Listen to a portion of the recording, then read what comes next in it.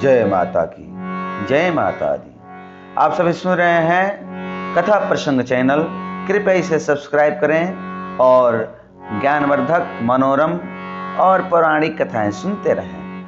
देखिए, आज हम सुना रहे हैं आप सभी को देवी पुराण की एक बहुत ही सुंदर कहानी। आदि शक्ति जगत जननी जगदम्बा भवानी किस कारण से दुर्गा नाम पड़ा इनका, ये दुर्गा नाम क्यों पड़ा, कब पड़ा, किस कारण से पड़ा, हम आपको यह कथा सुना रहे हैं। हिरण्याक्ष के वंश में एक रूरू नाम के राजा थे और रूरू का बेटा दुर्गम था। दुर्गम 10,000 वर्षों तक तपस्या ब्रह्मा जी का किया और ब्रह्मा जी जब खुश होकर दर्शन दिए, बोले कि मांगो तुम्हें क्या चाहिए। तो दुर्गम कहा कि मुझे और कुछ नहीं चाहिए ब्रह्मा जी, मुझे 4 जो वेद हैं आपके पास, इन चारों वेदों को दे दीजिए। ब्रह्मा जी खुश होकर उन चारों वेदों को दे दिए और वह चारों वेदों को ले जाकर बंदी बनाकर रख दिया। अब देखिए, वेद से ही पूजा पाठ होता है और वेद से ही सृष्टि की बहुत सारी काम होती हैं। जब पूजा पाठ होना बंद हो गया तो पूजा पाठ होता है, हवन होता है, नैवेद्य हम लोग चढ़ाते हैं, फल मूल चढ़ाते हैं। इसे देवता लोग तृप्त होते हैं और देवता लोग सबल होते हैं, बलशाली होते हैं। बहुत सातिर मिजाज का वह राक्षस दुर्गम था। सोचा कि जब ये देवता लोग का पूजा पाठ नहीं होगा तो निर्बल हो जाएंगे और निर्बल हो जाएंगे तो तब मैं जो चाहूँगा तो कर लूँगा। अब न पूजा पाठ हो रहा है, न यज्ञ हो रहा है, तो देवता लोग निर्बल होना चालू कर दिए। देवता देवी क्या खाते हैं? हम लोग जो फूल, जो नैवेद्य, जो हम लोग पूजा पाठ में मिठाई चढ़ाते हैं, जो फल मूल कंद चढ़ाते हैं, वही देवी देवता उससे तृप्त होते हैं और खुश होते हैं। तो देवताओं के राजा इंद्र वर्षा बरसाते हैं, फिर धरती में नमी आती है और नमी आती है तो फिर अन्न हम लोग उपजाते हैं और फिर पूरा दुनिया उससे खाती है, पीती है, चलती है।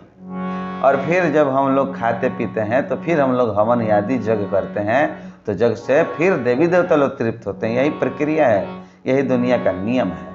अब यज्ञ पूजा पाठ होना बंद, देवता लोग निर्बल होना चालू कर दिए, सबल से निर्बल हो गए, शरीर पूरा जीर्ण हो गया उनका।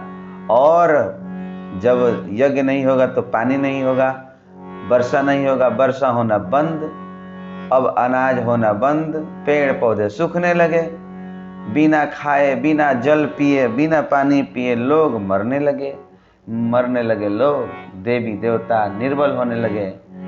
अब जब देवी देवता निर्बल हो गए तो जब ये दुर्गम नाम का राक्षस जान गया कि अब ये लोग निर्बल हो गए, तो अपने सेना के साथ चढ़ाई किया और इंद्रासन पे विजय प्राप्त कर लिया, सारे देवताओं को हराकर, और इंद्रासन पे धाक जमाकर बैठ गया। दुर्गम नाम का राक्षस राज्य करने लगा। अब एक पहाड़ के कंदराओं में ये देवता सभी पहाड़ के कंदरा में सभी छुप गए। छुपे छुपे सोचने लगे कब तक छुपा जाएगा। फिर धीरे धीरे निकले और ऋषि, महर्षि, मुनि, तपस्वियों को बुलाकर और कहे कि आप लोग हमारे साथ माता जी का, आदि शक्ति जगत जननी जगदम्बा जो हैं, उनकी आराधना करें। सभी लोग मिलजुल कर आदि शक्ति जगत जननी जगदम्बा का आराधना प्रारंभ किए, शुरू किए।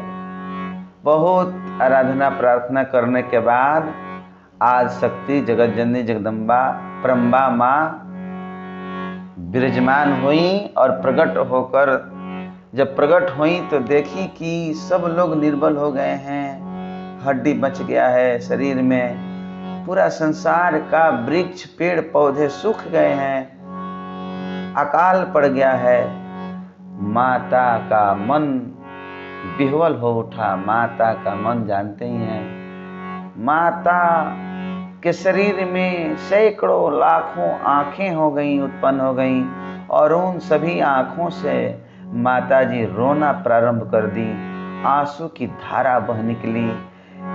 जिस तरह वर्षा होता है, हाहास बांध कर जिस तरह वर्षा होता है, उसी तरह जोरों शोरों से माता के सभी आंखों से आंसू बहने लगे।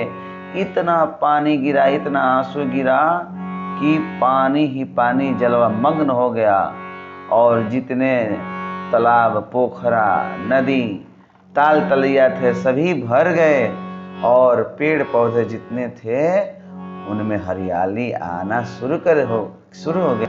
अब देखिए माता रोने लगी, उससे शताक्षरी नाम पड़ा इनका। और उसके बाद हाथ में साग लिए हुए, फल मूल कंद लिए हुए ब्राह्मणों को बुलाकर माता जी दी और कहीं कि आप लोग खाइए।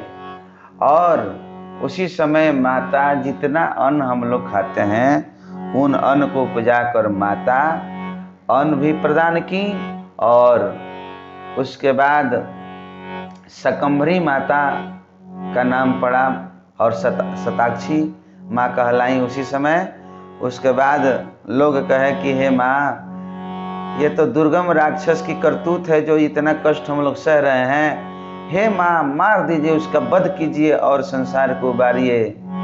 माता जी चल दी, जाकर और गर्जना की और 64 योगिनी, 64 से असंख्य अनगिनत योगिनियों को अपने सेना बनाकर और चढ़ाई कर दी, दुर्गम राक्षस के ऊपर हमला बोल दी।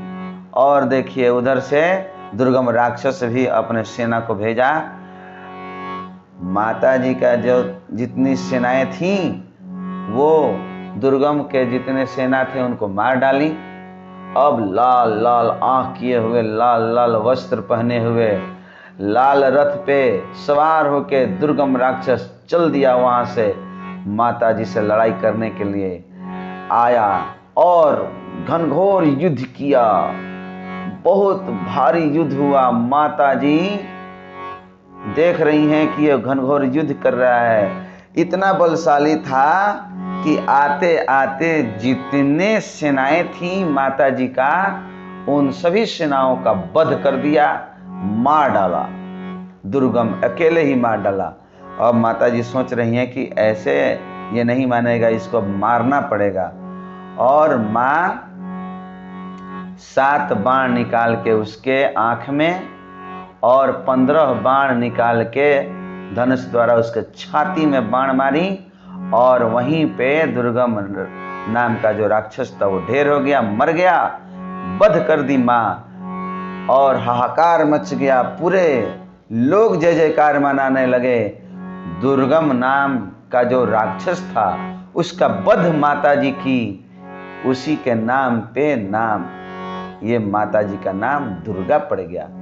दुर्गम का वध करने के बाद ही इन माता जी को हम लोग दुर्गा कहने लगे।